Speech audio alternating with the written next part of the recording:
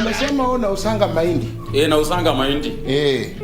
Unausanga mahindi ama unausanga mahindi? Tuache sisi si watoto yake. Sasa kwanza wewe vile unakuwa wewe ni mzee hata kuliko hiyo mzee. Unaweza kuwa mtoto ya mzee bwana wewe ni mzee. Na nikisema nilitoka premature. Ati? Nikisema nilitoka premature masiku. Sasa ukitoka premature ungekuwa hivyo uko kweli mzee. Sasa wewe ni mtoto mdogo wewe. Mimi na tata yangu. Wewe una miaka ngapi? Mimi 16. Kuna mahali mimi nishaikosana na wewe ama umesikia ati nimeipa mahali pesa? You are very romantic and professional. Sina swali hili kwa bibi yangu.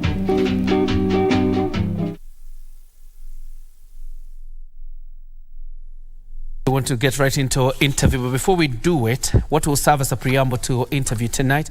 A section of Kenyans remain optimistic of better economic times as the country prepares to mark the 60th National Madaraka Day celebrations in Embu County. These celebrations come at a time the country finds itself in a financial crisis amid the rising cost of living and food commodities. Our reporter Kamche Menza caught up with micro traders in the streets of Embu County who shared these struggles as they strive to put food on the table. Wednesday mid-morning in Embu town. It is a busy day as residents prepare to host the country's 60th Madaraka Day national celebrations. We make a stop at a border pickup point. Here we meet Kenneth Maina. He is a border operator in Embu town.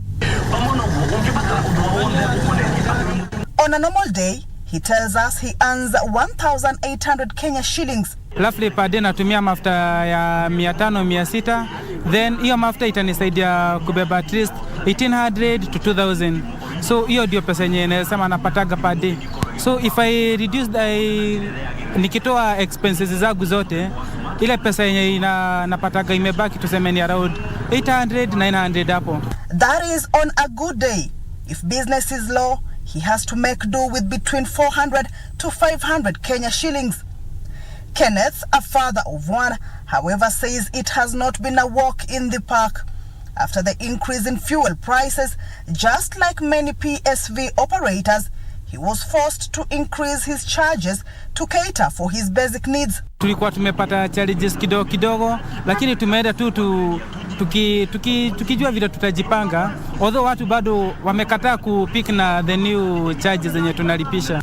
His story mirrors that of Margaret Kiragu, a fruit vendor and grandmother of 4. She is concerned over what she says is unfavorable business environment. Sasa tuseme umetoka kwa nyumba na 5,000. Ndio unakuja unanunua tu vitu, una display soko yako. By the end of the day inakuwa umepata kama ni 5,000 na 100. Sasa si unaona ushumi uko mbaya zaidi. For her, a 5,000 Kenya shillings carton of oranges or apples gives a profit of less than 500 Kenya shillings. Unajua sisi mahasura hatukuragi sana. Unaweza hata kutengeneza kaugali na tumayai, unajiekelea.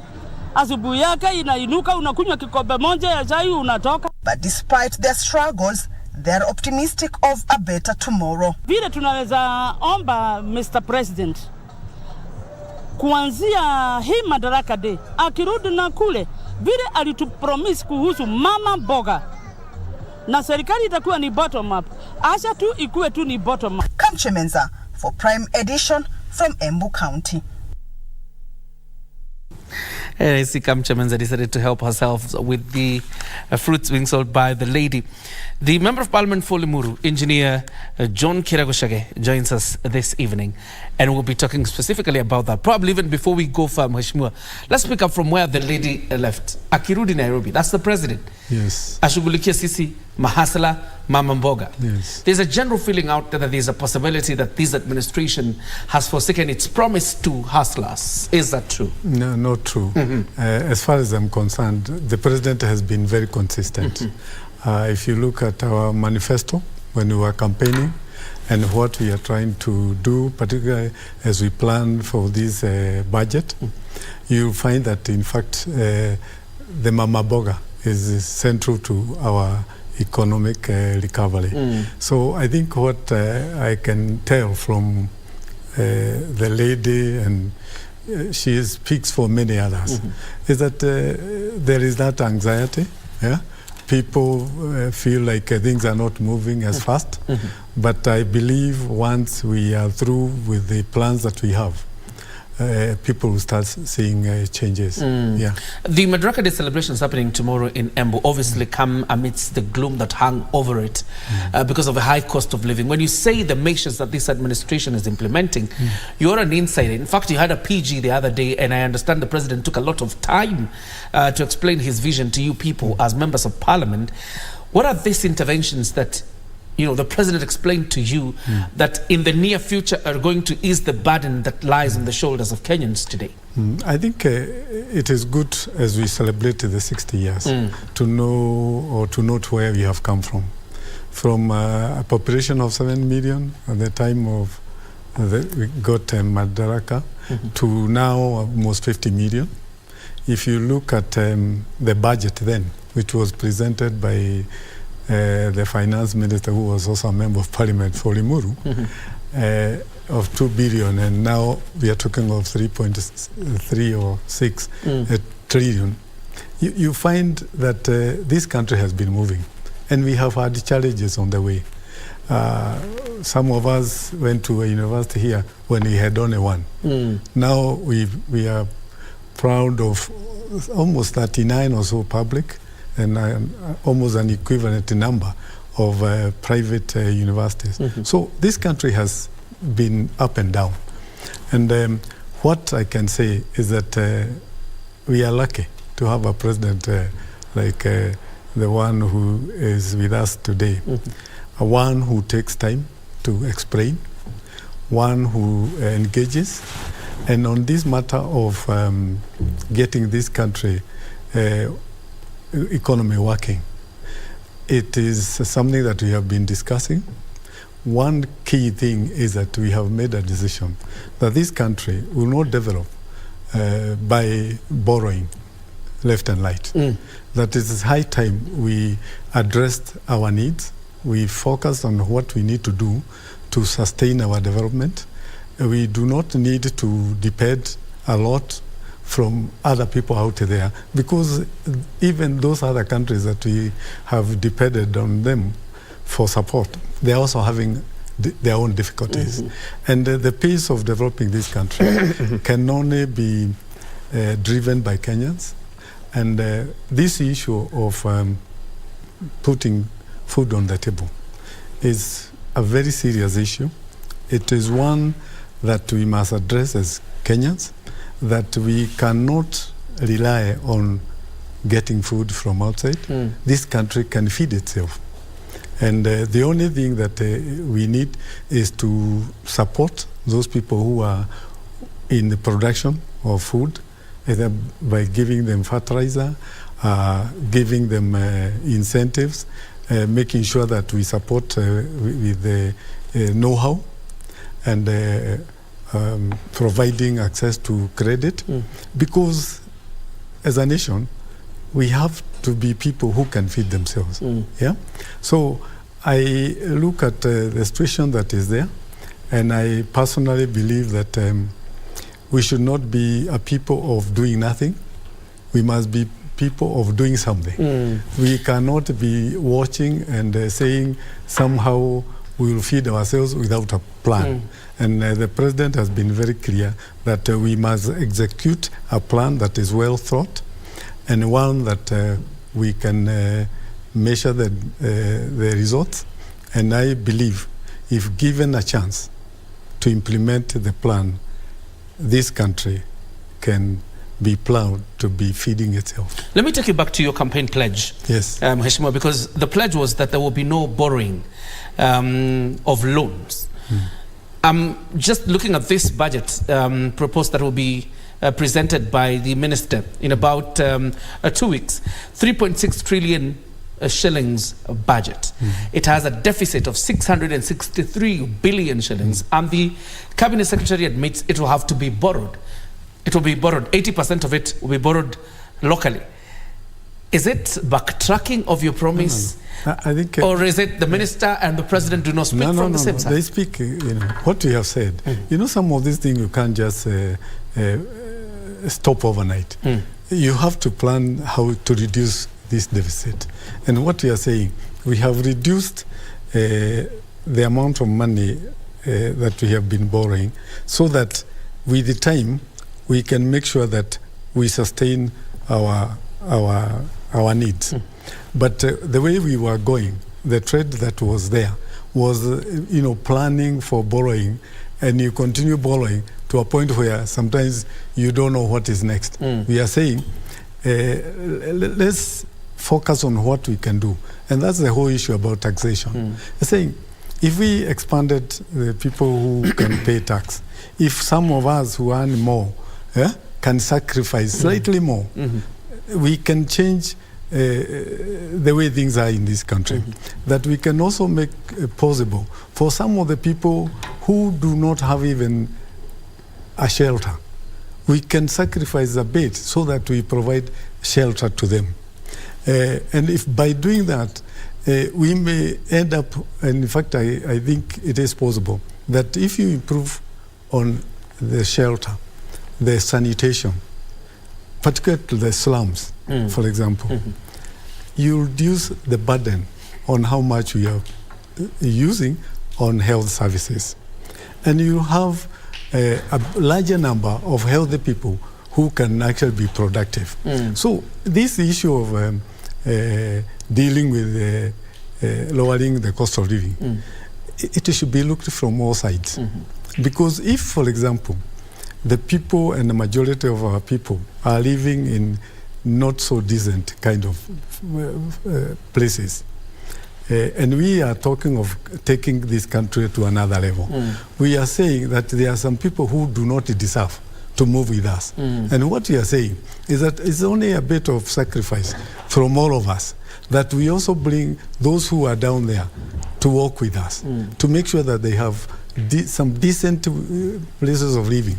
If you look at, for example, like the informal settlement that we have, including the slums, look at the water connections, look at the electricity connections.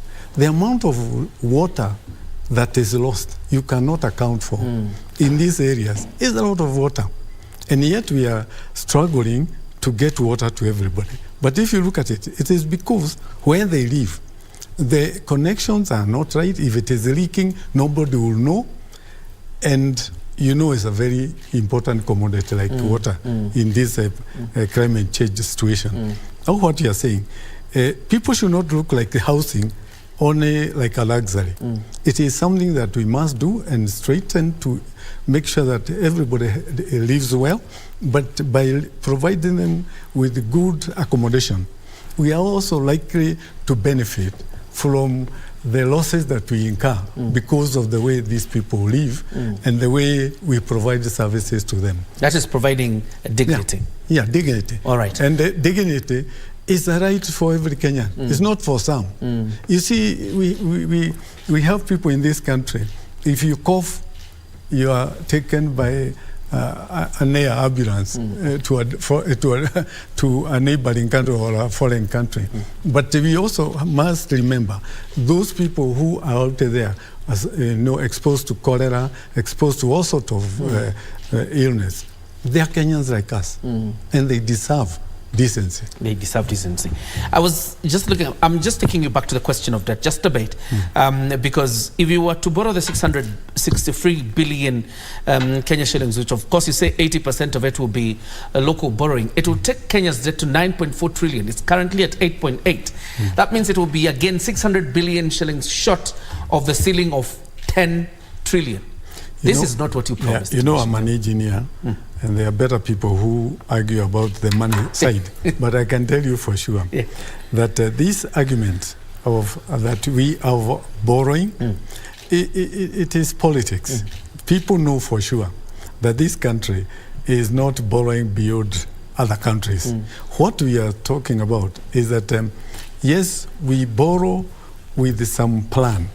we must make sure that this economy start working so that we can sustain our development plan. Now, the thing is, what people should be discussing is what do you do when you borrow? One of the things that is not acceptable is to borrow to pay the recurrent. That I borrow so that I can pay salaries for you. Yeah?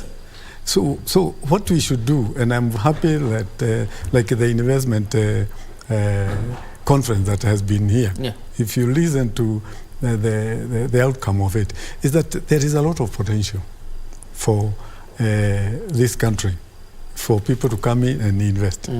But Kenyans also have the capacity also to generate an economy that can compete with others. And when we have an employment like we have, of 5 million or so youth, our biggest challenge right now is how do we engage these kind of people? Yeah? You cannot have that kind of labor lying idle. And we have been thinking, and I feel sad when people start talking about this housing is not good, I don't know, it's like a luxury, and yet you have no plan for what you can do to these youth who are lying around all over the country. For me, is that if we as a country were focusing on all the resources we have, both human and anything else, we can move this country forward without leaving anybody behind. Without leaving anybody behind. The admission today by the Kenya Revenue Authority says it has missed its target of revenue collection by 124.8 billion shillings. Mheshimiwa, Kenya Kwanza insists on the finance bill that is coming before you as members of parliament next week. By KRA admitting this, is an admission that already things are difficult. If they cannot meet their target and they're missing the target by 124 billion shillings, that means things are still difficult. But you see, even you, I'm sure there are certain targets you have missed. Maybe you wanted 3-4 kids by now, maybe you have 1 or 2. But the point is, you don't give up. You don't give up. It's not the end of the world. Or what we are saying, this is our country. Missing or not missing, we are not going anywhere. We have to deal with our problem. All what I'm saying is that whatever problems we have, they are not for other people. They are ours. If you are missing the target, it means you and me and somebody else, you are not paying. Yeah? So the KRA is talking to us. Those people who have not paid, pay. Because what else are they supposed to do, KRA? They are supposed to talk to us so that we know that they are falling short, and those people who must pay so that they meet the target. Or what is not good and is very unfortunate is that now people start measuring the performance of the government against like now the shortfall that is there. But you know what? It is Kenyans. It is not the government paying. It is us Kenyans who must pay so that we support the plans that we have. Let me tell you, I'm a member of parliament, and I have not come across any member of parliament who says he is done with the roads, done with the water, done with the schools, done with everything. And for that reason, he does not require anything more. All of us, in fact, even when they find the president somewhere, it's a question of giving a list. All what you're saying, it is good. But we must remember, all these requirements requires some money.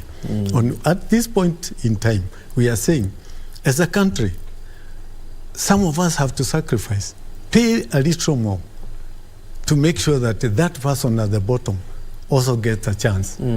But just because you are comfortable, you have a supporting mechanism that is not going to be shaken for the next 2 or 3 decades, you can't see that person.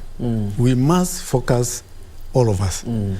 Like now, we have 3 million cars in this country, but we have very many people who are walking. Sometimes we see people walking, going to work, we think that they are doing exercises.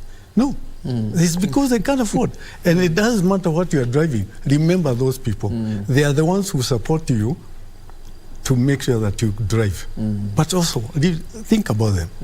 So for me, is that our burden is not about government, it's about all of us saying we must improve this country. All right. Listening to you, the meeting that you had with His Excellency the President, to be fair to him, is his first budget formulated by his own minister and by his administration. Is there room, probably from what you discussed, because I mean all the heat you're seeing now is generated by the proposals in the finance bill. Is there room to amend these proposals, or Kenya Kwanza MPs are going to adopt it? You know, as Kenya is? Kwanza, yes. we believe in democracy and freedom of expressions, and most of us have been listening to the other people on the other side who are fighting this thing and asking, what is the suggestion from the other side? We have 5 million unemployed youth. What is their plan? We have housing shortage in the country. Okay, we have proposed this. What is their plan? We are saying we want to do improve on education, the health, and all that. You know, you see, you need to listen to some logical opinion from the other side, so that it can help you to change your position. But I can tell you, what I have heard from the other people is don't. Let's not do it. It is not necessary. It is too expensive. Put amechoka. But honestly, we are looking for solutions. When you are telling 5 million youth in Kenya that actually you do not care, they can wait. Yeah? You know, what are you saying? You must be bold enough to say your plan is not better than our plan, because our plan is to do ABCD. The plan by the opposition and their advice is cut down on wastage. They claim there's a lot of wastage in government. Focus on corruption without, having to appear like it's targeting some people. And that's the plan. They're saying with those two measures, it is enough to collect enough revenue to I can tell some of the people leading that campaign. Why haven't they said we are going to fight our what we are getting from this government 50% to support that initiative, or what corruption? I think if there is a government that is ready to fight corruption, is this one, and we have started. You know, the other time people like jokes here and in this government, it has been very clear to all of us that you watch. We are going to fight it. That's the reason why we have talked of institutions and empowering those institutions so that they are independent. If it is judiciary, if it is the police, so that they don't have to come borrowing resources so that they fight corruption.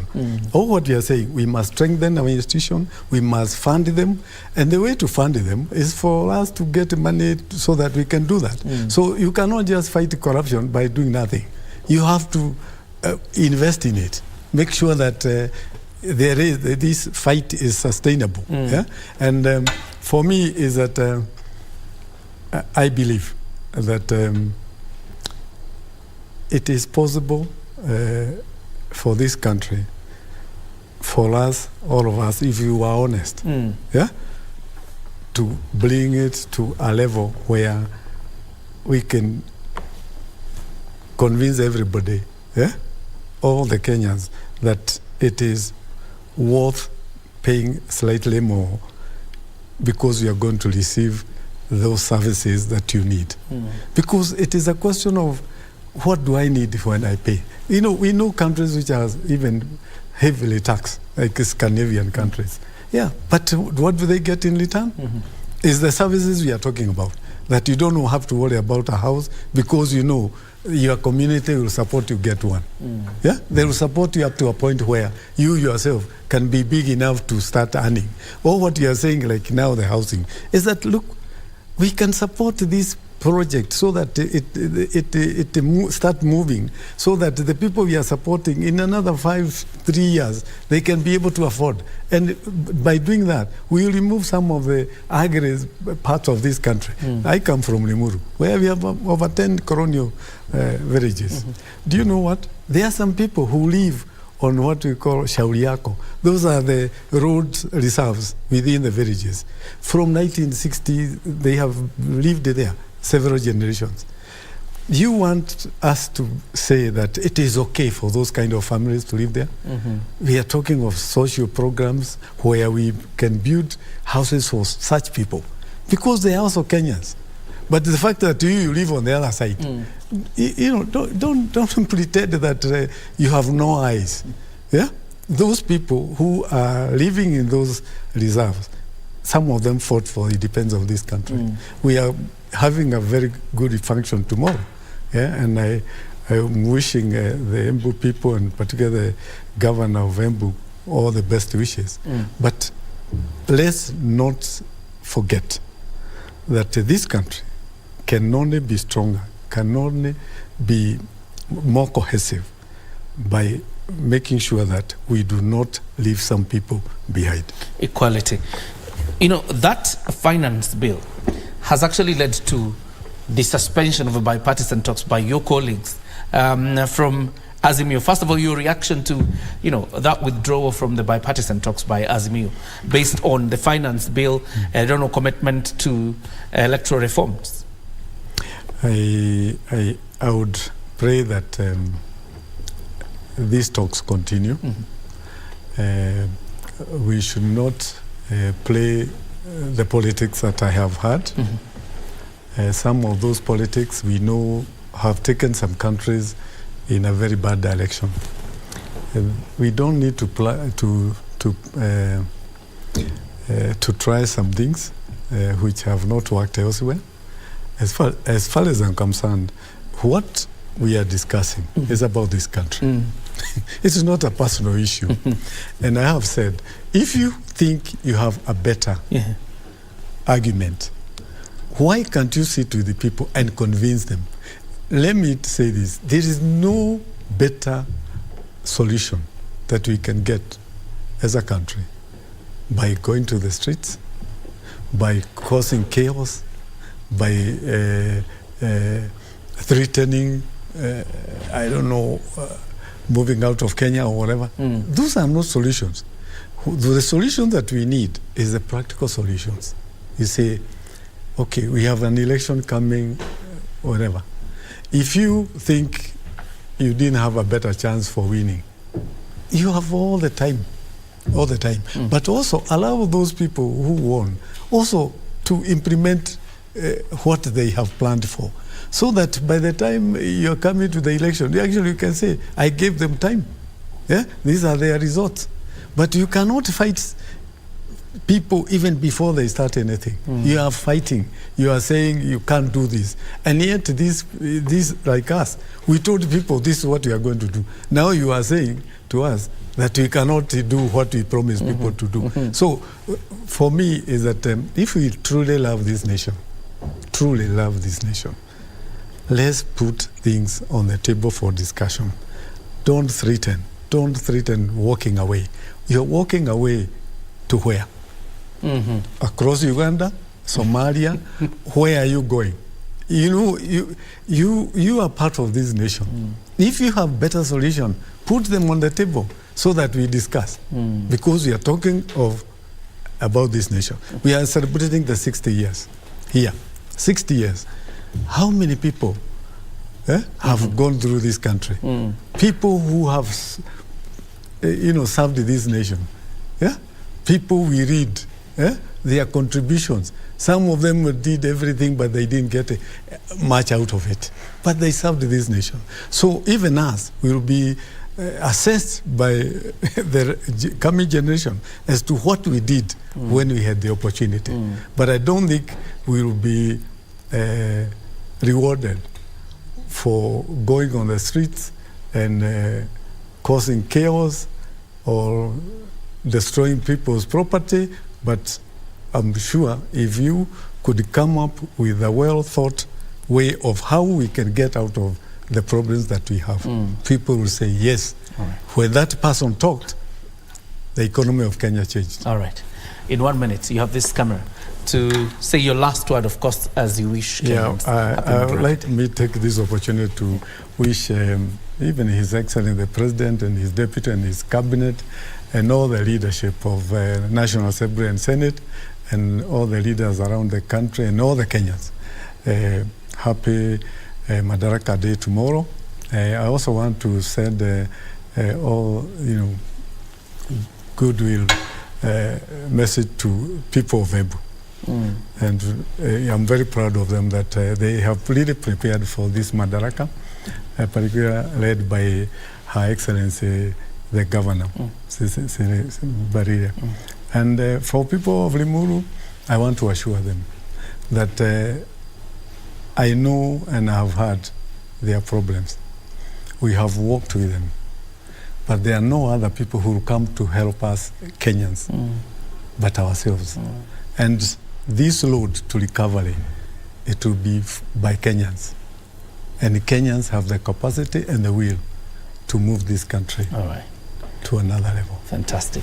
The Member of Parliament for Limuru, Engineer Eng.John Kiragu Shege. And of course, our eyes are on the National Assembly as it resumes its sittings next week. We want to see what transpires there. And that's it. Thank you very much, Mheshimiwa, for joining us tonight, and wish you the very best and happy Madaraka Day celebrations to yourself and your family and the people of Limuru. We are taking a breather. When you come back, Daniel Home is up next with sports.